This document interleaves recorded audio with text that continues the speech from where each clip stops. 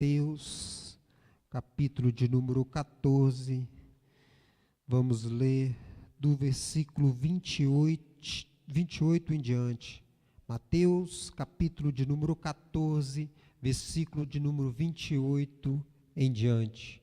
Enquanto os irmãos procuram, quero estar cumprimentando nossos irmãos internautas, que a paz do Senhor esteja sobre sua vida e sobre sua casa. Mateus, capítulo de número 14, versículo de número 28. Quem achou, diga amém. A palavra do Senhor nos diz em Mateus 14, 28. E respondeu-lhe Pedro, Senhor, se és tu, manda-me ter contigo por cima das águas? E ele disse, vem. E Pedro, descendo do barco, andou sobre as águas para encontrar-se com Jesus. Versículo de número 30. Mas, sentindo o vento forte, teve medo, e começando a afundar, clamou, Senhor, salva-me. E imediatamente Jesus estendeu a mão, segurou-o e disse, homem de pequena fé, por que duvidaste? E quando subiu ao barco, o vento se acalmou. E então os que estavam no barco se aproximaram e o adoraram, e dizendo, eis verdadeiramente é o Filho de Deus. Amém? Somente até aqui. Essa é uma passagem que eu creio que todo mundo conhece, seja ele cristão, seja até mesmo ateu, não acredita em Deus, mas é uma passagem muito conhecida por todos nós. Só que antes de eu entrar nessa passagem na qual nós acabamos de ler, eu não poderia deixar de falar o anterior, o que aconteceu antes dessa passagem. Foi um dia muito cheio, esse dia. Logo pela manhã, Jesus recebe a notícia que seu primo, João Batista, havia sido morto, decapitado por Herodes. E ao passar disso, Jesus entra no barco, junto com seus discípulos, e vão para um lugar deserto. E chegando, o povo sabe, chega a notícia até o povo, entrou no barco e foi para um lugar deserto. Aquele povo, aquela multidão foi em direção a Jesus. E a palavra do Senhor nos vai dizer que Jesus teve de íntima compaixão com aquele povo que estava necessitado, estava sedento. E Jesus começou a curar, Jesus começou a pregar a palavra de Deus, Jesus começou a ensinar aquele povo. E a palavra do Senhor nos vai dizer que aproximadamente à tarde, aproximadamente no início da tarde, os seus discípulos chegam até Jesus e falam, Senhor, despeça a multidão, pois já é tarde.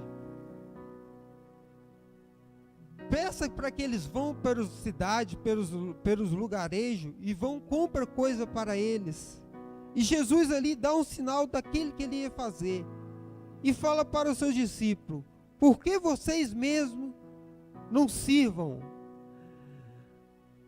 a eles? E eles, os seus próprios discípulos, falam, mas Senhor, nós tomamos apenas 5 pães e 2 peixes. Jesus então pede para ele trazer esses pães e esses peixes até Jesus.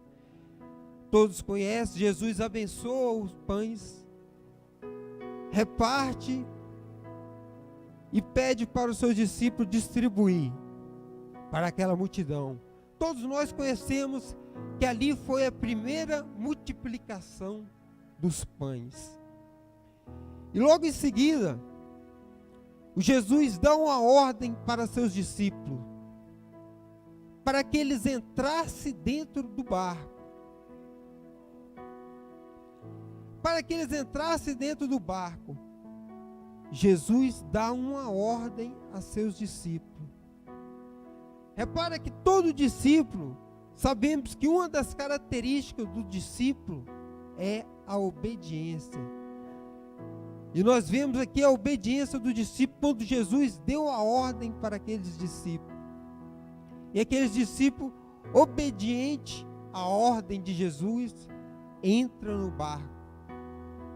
Enquanto isso, Jesus despede aquela multidão e vai, e logo em seguida, ao entardecer, ao fim da tarde, vai para o monte orar. A palavra do Senhor nos vai dizer, precisamente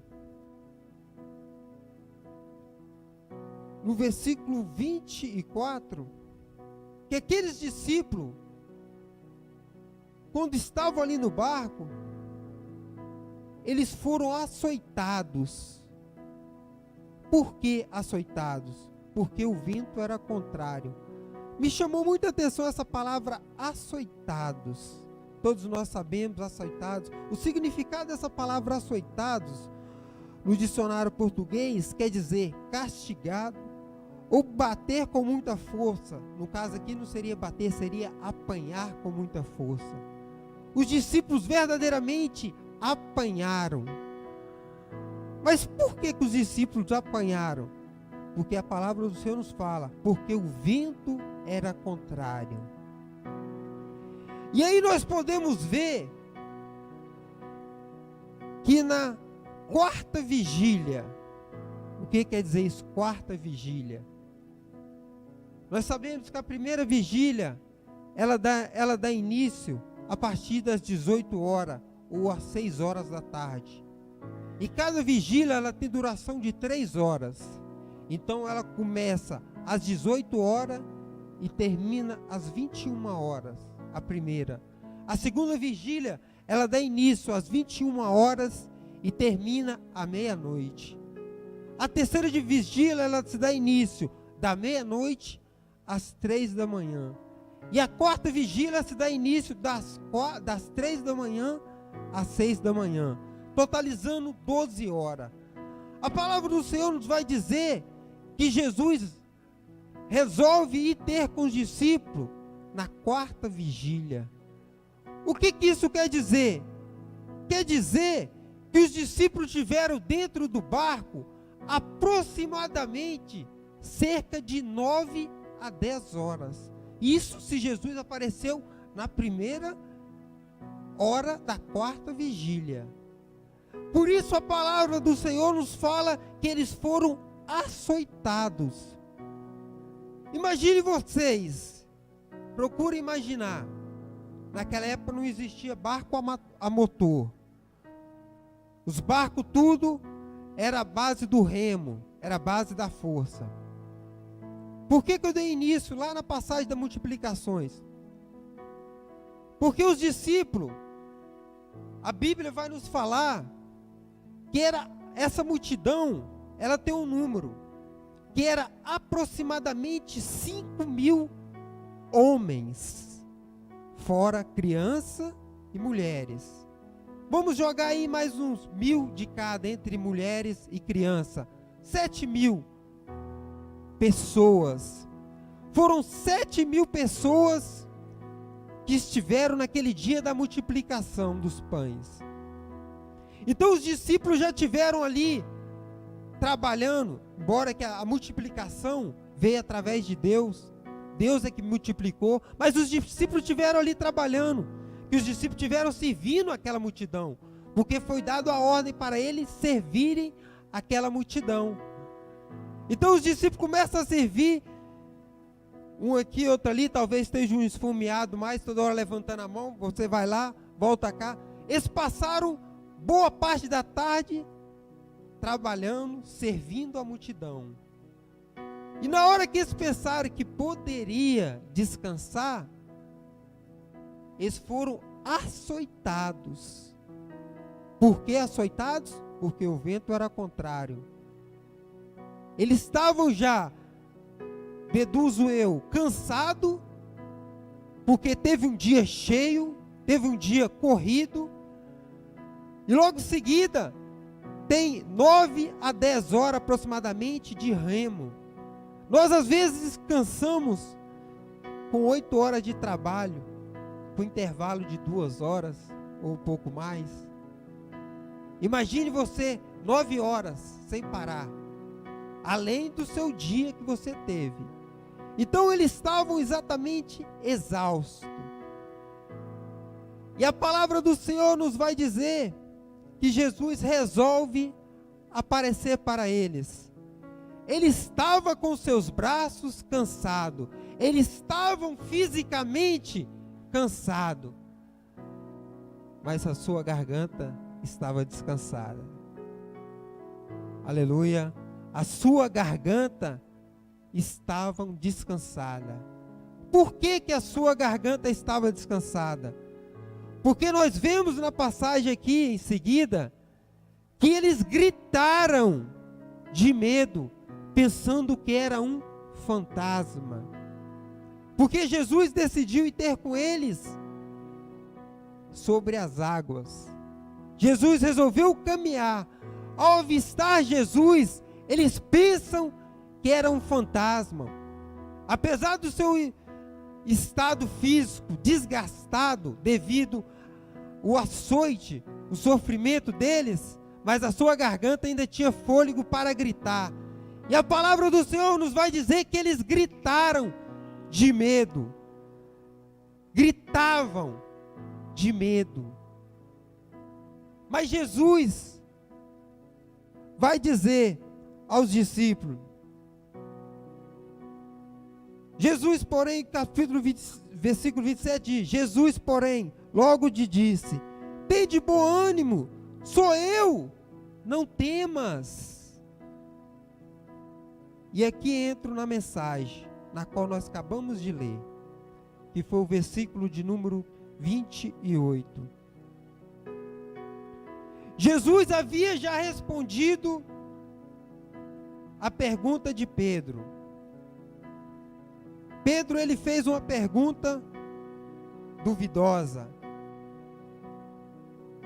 Senhor, se és tu, Jesus no versículo anterior já tinha falado para ele, não temas, sou eu.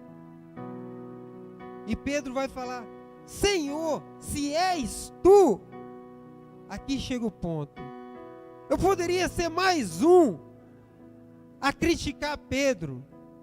Eu poderia ser mais um a bater em cima de Pedro, porque Jesus depois repreende Pedro. Nós vamos ver isso lá no versículo de número 31.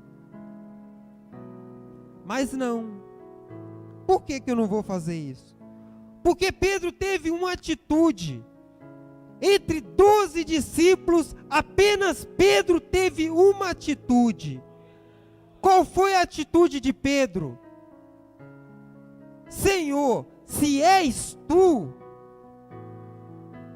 manda-me ir ter contigo por cima das águas.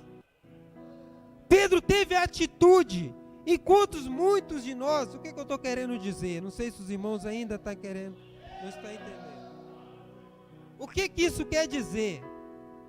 Que muitos de nós, às vezes critica, porque o ser humano, ele é muito fácil de julgar, é muito fácil de condenar, principalmente uma pessoa quando toma iniciativa de algo. Vocês já repararam isso? Principalmente uma pessoa quando ele toma iniciativa de algo, aparece sempre aquele para julgar. E Pedro aqui poderia, a palavra do Senhor não nos fala, mas poderia os discípulos pensar, Pedro, você é doido? Como é que você vai andar sobre as águas? Jesus é o Filho de Deus, mas você O que diz no versículo seguinte? A pergunta de Pedro. E Jesus diz, e ele vem.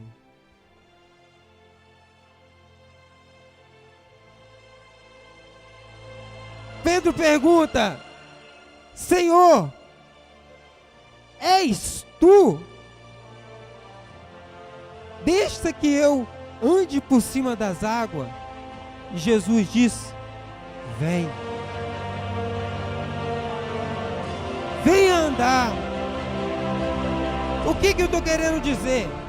Que muitas das vezes, quando nós tomamos uma atitude, porque aqui eu tenho a certeza absoluta que Jesus agradou da atitude de Pedro. Eu tenho certeza absoluta.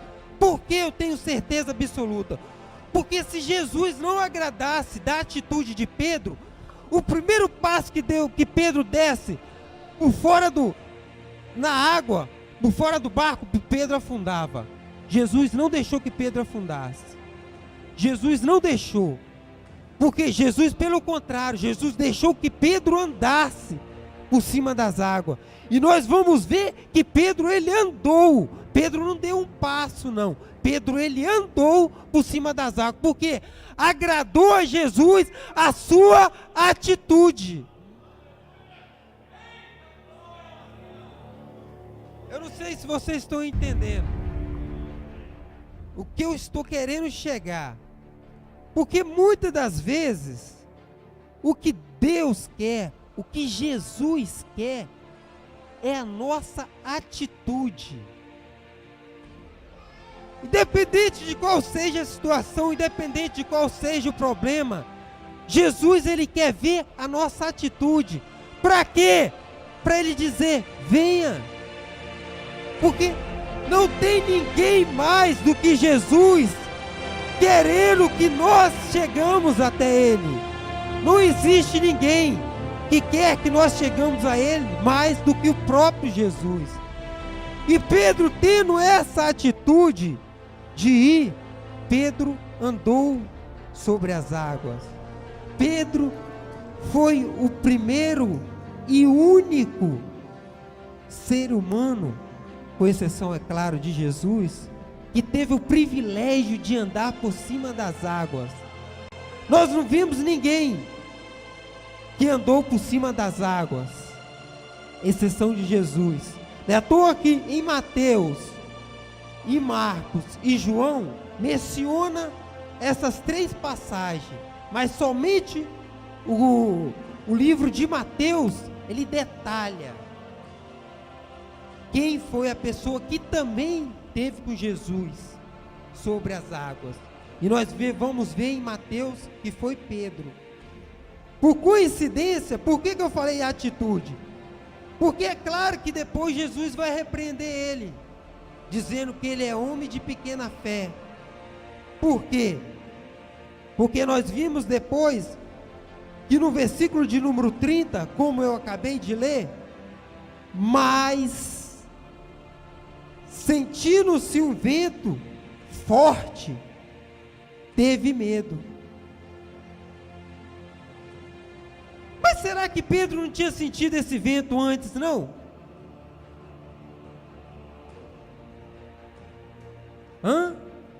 Será que ele não tinha sentido esse vento? É claro que ele tinha sentido. Mas por que ele sentiu depois esse vento? Sabe por quê? Porque Pedro desviou o foco, desviou a atenção, desviou o olhar. A partir do momento onde Pedro focava em Jesus, onde Pedro via um alvo, a qual ele estava almejando, ele não sentiu vento forte. De momento nenhum ele sentiu medo. Porque se ele tivesse sentido o vento e tivesse sentido medo, como eu havia falado, no primeiro passo ele afundava. Não, Jesus primeiro ele gostou da atitude de Pedro, deixou que ele caminhasse. Aí foi o segundo erro de Pedro, que ele sentiu o vento forte e sentiu medo. O que eu estou querendo dizer? Que nós às vezes temos primeiro a atitude, que é muito importante. Nós às vezes queremos alcançar o alvo, é muito importante, mas não podemos esquecer, vai vir as dificuldades e vai vir os ventos fortes, a adversidade que vai nos impedir de alcançar a nossa meta. O que isso quer dizer? Quer dizer que todos nós queremos ter um milagre, alcançar o milagre, mas não queremos passar para chegar até o milagre. Nós queremos dar o exemplo de Daniel, nós queremos viver o momento, viver a experiência do livramento na cova dos leões, mas esquecemos que antes de Deus livrar Daniel das covas, Deus não livrou Daniel de ir para a cova, Deus livrou Daniel dentro da cova. O que isso quer dizer? Que muitas das vezes nós já queremos alcançar o milagre, mas para alcançar o milagre, primeiro você tem um curso para chegar até o milagre. É isso que muitas das vezes nos impede de alcançar a nossa bênção. Primeiro nós às vezes temos a atitude que Pedro teve, a atitude, mas não bastou apenas Pedro ter atitude, a atitude dele levou ele a andar sobre as águas, mas não permitir, não prevalecer na sua atitude, fez com que ele afundasse. Eu não sei se vocês estão entendendo o que eu estou querendo dizer. É assim, você tem um objetivo, tem uma meta, tem um propósito com Deus. Deus, que mais quer, isso é Deus, pode ter certeza, que mais quer Deus, porque não existe ser que quer mais que a gente aproxima dele do que Deus. Você pode aproximar do seu irmão, mas Deus quer muito mais que se aproxime dele. Então, se você tem a meta de chegar até Deus, toma primeiro essa atitude de chegar até Deus, mas esquece que vai ter os obstáculos, esquece que vai ter aqui o vento, e não pode esquecer que também vai vir o medo. Através do vento vem o medo, através do grande problema vão vir as grandes dificuldades. Eu estava aí aproximadamente uns dois anos atrás, estava eu, minha esposa e um pastor. Esse pastor falou algo muito interessante para mim e para minha esposa. Eu guardei aquilo comigo, guardei e guardo até hoje comigo, e queria passar para a igreja. Ele disse, vou falar, isso eu estou falando aqui principalmente para os casais, Ele falou algo que me chamou muita atenção e guardo comigo até hoje. É muito importante que os casais, vou falar as palavras dele, mas se você quiser entender de outra forma, ele falou que eles cresçam junto, ou se no caso, como a gente está falando de Deus, que a gente diminui junto, porque na presença de Deus a gente diminui, a gente não cresce. Que os casais, eles se diminuem junto, visão espiritual estou falando, se diminui junto perante a Deus. Por quê? Porque os dois vão estar na mesma visão espiritual. O que isso quer dizer? Que esse vento forte, ele pode estar dentro da tua própria casa. Essa dificuldade, é claro que isso eu estou falando assim, de andar sobre as águas, é uma forma figurativa, é claro. Porque hoje em dia, se uma pessoa andar sobre as águas, creio eu que vão falar que isso é magia, é mágica. E não vou achar que foi um milagre. Mas eu estou querendo levar para a nossa vida, nosso dia a dia. Então o casal, ele andando junto, tendo o mesmo nível espiritual, nunca deixe que um tenha, no caso contrário aqui, né, que um desça um pouco mais do que o outro.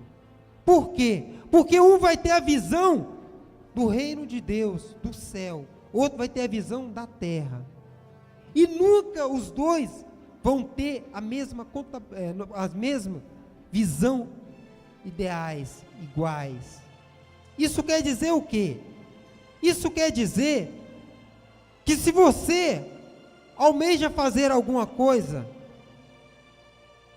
e se a sua esposa, ou vice-versa, o seu esposo, não estiver te acompanhando, estou falando coisas grandes, não estiver te acompanhando na mesma visão, com certeza ela ou ele vai ser um empecilho para você alcançar o seu milagre. Vocês já pararam para pensar nisso? Se você tem dentro da sua própria casa uma desigualdade, você já vai criar um obstáculo dentro da tua própria casa. Mas se você tem uma igualdade dentro da tua própria casa, você tem uma força ainda mais dentro da tua própria casa. Dentro da tua própria casa pode ter um ganho, como pode ter uma perda. E muitas das vezes nós não entendemos porque as dificuldades vêm, e muitas das vezes nós não conseguimos romper essas dificuldades, porque muitas das vezes, até mesmo dentro da nossa própria casa, encontramos essa barreira, essa dificuldade, porque às vezes é a esposa que quer algo, se aproximar mais da obra, o marido já se retém um pouco mais, é o marido que quer se estar mais à frente, a esposa já retém mais, ambos querem alcançar coisas junto. Deus está no controle de todas as coisas. O que eu estou querendo dizer é isso. Então, quando ele falou aquilo me chamou muita atenção, e realmente faz muito sentido, que se nós tivermos uma união dentro da nossa própria casa, dentro do nosso próprio lar, nós somos muito mais fortes. Porque se nós temos a força a esposa tem a força do marido, o marido tem a força da mulher, e se ainda tiver os filhos, vão ser muito mais fortes, para justamente alcançar os obstáculos. Eu quero aproveitar aqui e contar aqui um rápido testemunho. Minha esposa já esteve contando o testemunho dela.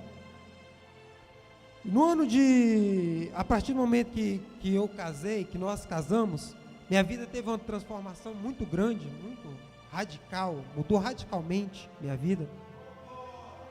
E aí, a partir do momento daquela mudança radical, eu já comecei a mudar meus planos, mudar a minha forma de ver, minha forma de pensar. E um dos planos era de comprar aqui aqui nesta nação, aqui que eu falo nesta nação portuguesa, de comprar uma casa, primeiro. Só que depois teve um empecilho e tive que comprar um carro primeiro, não eram os planos, mas para a honra e glória de Deus, Deus me abençoou, nos abençoou. E logo em seguida veio o desejo de comprar a casa. Ela comprou o testemunho dela, só que no caso também eu tenho o meu testemunho.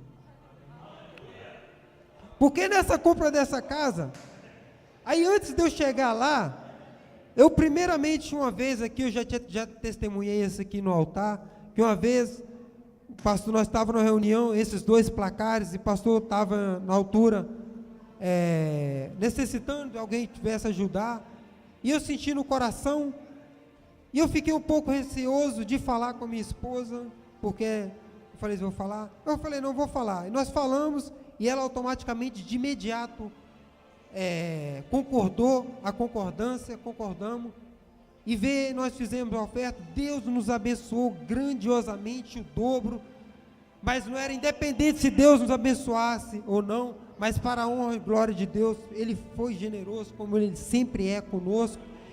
E logo nesse seguida, Aí onde é que eu estou querendo chegar? Porque se eu não tivesse tido a concordância dela, porque quando coloquei no meu coração de também comprar a casa, eu tinha colocado no meu coração de fazer um voto.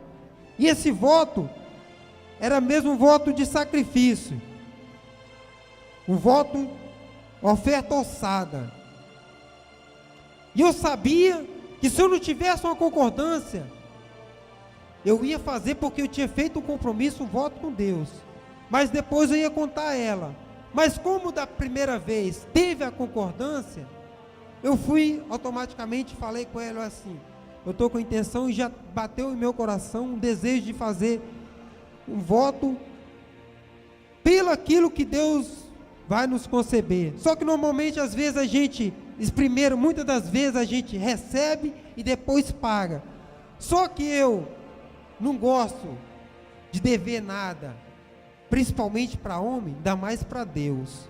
E como eu tinha feito aquele voto, eu procurei o mais rápido de liquidar, de pagar aquele voto. E foi no mês de agosto do ano passado, para a honra e glória de Deus, eu consegui quitar aquele voto. E logo em seguida, ficamos à espera. Se Deus me abençoasse, nos abençoasse, que seja tudo para a honra e glória de Deus, como foi cantado aqui. Mas se Ele não nos abençoasse, para a honra e glória de Deus, na mesma. Mas Deus, para a honra e glória de Deus, Ele é misericordioso e bondoso para com os seus filhos, Ele nos abençoou e nos concebeu a nossa casa. Mas o que eu estou querendo dizer é que se não houvesse uma concordância, já uma dificuldade dentro ali, porque automaticamente ela ia ver, não, esse valor é um valor muito significativo para as nossas condições, e realmente era um valor significativo, e nós podemos comprar com esse valor X, aquilo, mas não, mas como eu sei que nós, para a honra e glória de Deus, nós procuramos sempre termos o mesmo nível, andarmos sempre tendo a mesma visão espiritual, e logo em seguida ela concebeu, juntamente com a concordância, e Deus nos honrou para quitar o mais rápido possível isso, e Ele nos concebeu para a honra e glória dEle, a nossa casa. E isso acontece muitas das vezes quando nós tomamos essas decisões. Pedro aqui teve essa iniciativa, que primeiramente nos agrada a Deus, é a nossa própria atitude perante Ele. A partir do momento que nós temos a atitude diante de Deus, nós já estamos agradando a Deus. E aquilo que aconteceu foi isso. Quando Pedro teve a atitude, porque durante dos 12, como eu havia falado ali, Pedro foi o único que teve a coragem de dizer, Senhor, se és tu, apesar dele ter falado, se és tu, deixa que eu vá e ter contigo sobre as águas. Pedro, ele teve a atitude de chegar. E muitas das vezes, o que nos impede de chegarmos, de alcançarmos o nosso objetivo, é justamente a nossa atitude. Vocês, que todos nós somos membros, a Defenses pertence à família Def. Eu creio que todos sabem, se aqueles que por acaso estiver aqui ainda, alguém que não sabe, o Ministério ADEF, ele vive de fé, como já foi falado aqui pelo nosso pastor presidente. Só que o que acontece? Pedro aqui, ele foi repreendido no versículo de número 31 por Jesus, homem de pequena fé. Mas isso foi apenas um incentivo. Pedro, como a pregação do nosso pastor aqui está falando, Pedro estava apenas sendo moldado, sendo transformado. Por quê? Porque Deus ia fazer grandes coisas na vida de Pedro. A palavra do Senhor nos vai dizer que Pedro, ao passar, a sua sombra curava as pessoas. Pedro passava, Depois de 3 dias que demônios passavam naquele lugar, porque Pedro havia passado ali. O que isso fez? Fez Pedro apenas ser preparado. E quando eu falei aqui a respeito do ministério ADEF, que é um ministério que vive sobre a fé, pela fé, é que nós podemos ver que dia após dia tem sempre um obstáculo a ser rompido. Que na hora que nós já pensamos que já, agora é para descansar, não, vem outro aqui. Na hora que nós pensamos, como foi daqui falado aqui numa reunião entre os obreiros, na hora que nós já pensamos agora assim, agora vamos descansar, não, vamos erguer mais uma igreja ali. Na hora que nós já pensamos que agora vamos parar, não, é para prosseguir. O que isso quer dizer? Quer dizer que nós só alcançamos grandes milagres com Deus se nós sempre temos objetivo. Cada vez mais que nós tivermos objetivo, cada vez mais nós vamos ter milagre. Mas sempre lembrando e nunca se esquecendo, vai ter sempre dificuldade, vão ter sempre ventos, vão ter sempre coisas contrárias. Mas lembrando sempre que quem está lá na frente nos chamando, vem, é Jesus. Lembra sempre que o alvo é Cristo. O alvo das nossas vidas é o Senhor Jesus. Porque não existe ninguém mais que está do outro lado, nos esperando, dizendo, vem, vem. Amém? Essa é a minha rica oportunidade que foi me concebida e eu agradeço muitíssimo. Muito obrigado.